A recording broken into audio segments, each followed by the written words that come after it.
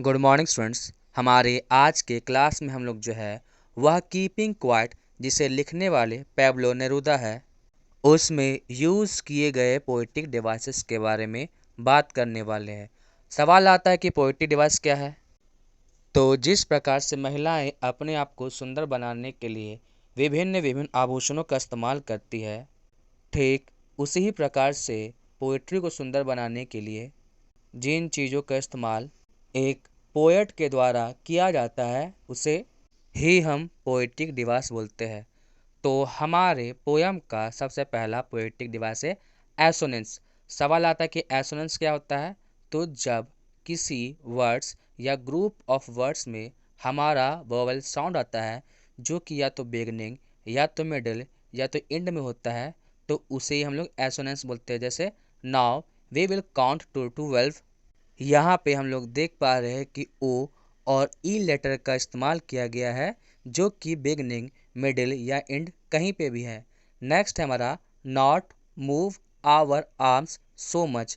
यहाँ पे भी ओ और ई लेटर का इस्तेमाल किया गया है।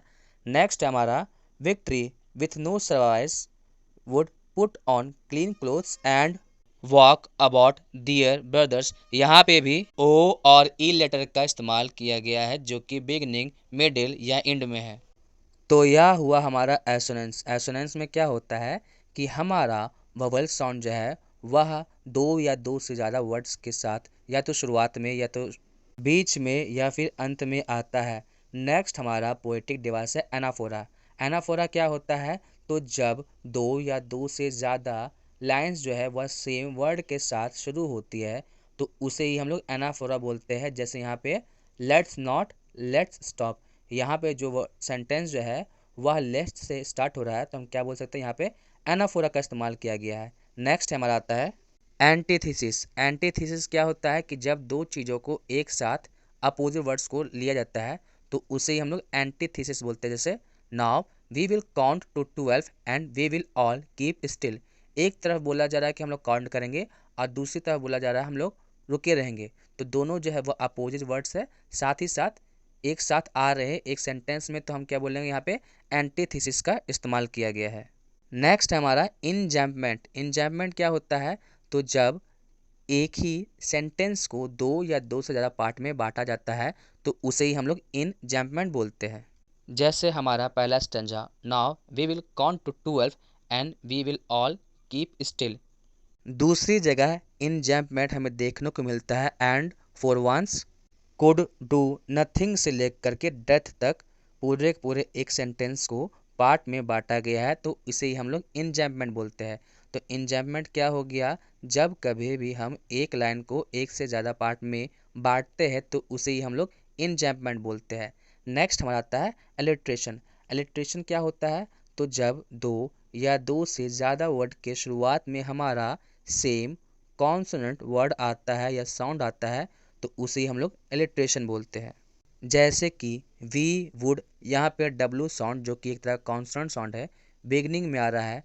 We would sudden strangeness his hurt hands. तो इन सब में हम लोग क्या देख पा रहे हैं कि एक तरह का कॉन्सोनेंट साउंड का इस्तेमाल किया जा रहा है जो कि दो या दो से ज़्यादा वर्ड्स के बिगनिंग में आ रहा है तो इसे भी हम लोग एलिट्रेशन बोलते हैं। नेक्स्ट हम यहाँ पे देख पा रहे हैं वर्ड्स विथ। यहाँ पे भी क्या है, कॉन्सोनेंट साउंड का इस्तेमाल किया गया है जो कि बिगनिंग में है। नेक्स्ट है हमारा क्लीन क्लॉथ्स। यहाँ पे भी क्या हो रहा है, सी जो कि एक तरह का कॉन्सोनेंट साउंड है शुरुआत में आ रहा है। नेक्स्ट हम देख पा रहे हैं वी वर और सो सिंगल। तो इन सारे के सारे चीज़ों में हम लोग देख पा रहे हैं कि हमारा कॉन्सोनेंट साउंड का इस्तेमाल हो रहा है जो कि दो या दो से ज़्यादा वर्ड के बिगनिंग में आ रहा है तो इसे हम लोग एलिट्रेशन बोलते हैं। नेक्स्ट हमारा पोएटिक डिवाइस है रिपीटेशन। तो रिपीटेशन क्या होता है। तो जब हम किसी वर्ड या ग्रुप ऑफ वर्ड को बार बार रिपीट करते हैं किसी भी बात पे स्ट्रेस डालने के लिए तो उसे हम लोग रिपीटेशन बोलते हैं। जैसे कि यहाँ पे विदाउट वर्ड का रिपीटेशन हुआ है, यहाँ पे वॉर वर्ड का रिपीटेशन हुआ है और फर्स्ट और लास्ट स्टेंजा में now I will count up to 12 इस पूरे के पूरे सेंटेंस का रिपीटेशन हुआ है किसी भी बात पे एम्फेसाइज डालने के लिए। तो रिपीटेशन क्या हो गया, जब कभी भी हम लोग वर्ड्स या ग्रुप ऑफ वर्ड्स का बार बार रिपीट करते हैं तो उसे हम लोग रिपीटेशन बोलते हैं। नेक्स्ट हमारा पोएटिक डिवाइस है सिंबोलिज्म। सिंबोलिज्म क्या होता है, तो जब कोई ग्रुप ऑफ वर्ड जो है हमारे पोयम में लिखा हुआ होता है लेकिन उसका मतलब कुछ और होता है, तो उसे हम लोग सिंबोलिज्म बोलते हैं। जैसे यहाँ पे हमारा पहला है ग्रीन वॉर। ग्रीन वॉर यहाँ पर क्या हो गया, डिफॉरेस्टेशन, पेड़ों की कटाई। वॉर गैसेस, वॉर गैसेस मतलब गैस से युद्ध करना, तो यहाँ पे गैस से युद्ध करने का मतलब हो गया वैसे जहरीले गैसेस जो कि मिसाइल से एक जगह से दूसरी जगह भेजे जाते हैं वहाँ के नागरिकों को ख़त्म करने के लिए।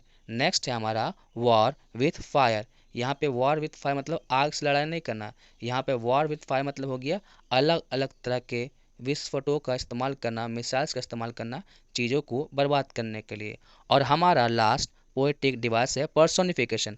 पर्सोनिफिकेशन क्या होता है, तो जब हम किसी नॉन ह्यूमन ऑब्जेक्ट को ह्यूमन क्वालिटी देते हैं, मतलब ऐसी चीज़ जो इंसान तो नहीं है लेकिन फिर भी हम उसे इंसान का गुण दे रहे हैं, उसे ही हम लोग पर्सोनिफिकेशन बोलते हैं। जैसे यहाँ पे है अर्थ कैन टीच, पृथ्वी हमें सिखा सकती है, तो यहाँ पे टीच करने का काम है किसका है, ह्यूमन का है। तो यहाँ पे अर्थ को जो है एक ह्यूमन क्वालिटी दिया गया है, तो इसे हम लोग क्या बोल सकते हैं, यहाँ पे पर्सोनिफिकेशन का इस्तेमाल किया गया है। तो हमारी आज की क्लास के लिए इतना ही, मिलते हैं हमारी नेक्स्ट क्लास में।